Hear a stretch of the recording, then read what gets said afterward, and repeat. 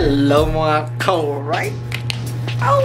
At eto na naman tayo guys. At syempre kapag nandito tayo at gagawa na naman tayo ng bagong tattoo session guys. At syempre ang ating artist ganun pa rin, si Jigs Española guys. At yun, at ang ating palalagay na tattoo ay sa dito na part guys. So pakita ko sa inyo. So yan guys, ang ipatato natin dyan na part hanggang sa likod dito guys, hanggang sa likod at saka dito guys. So yun, bakbakal mo, fire.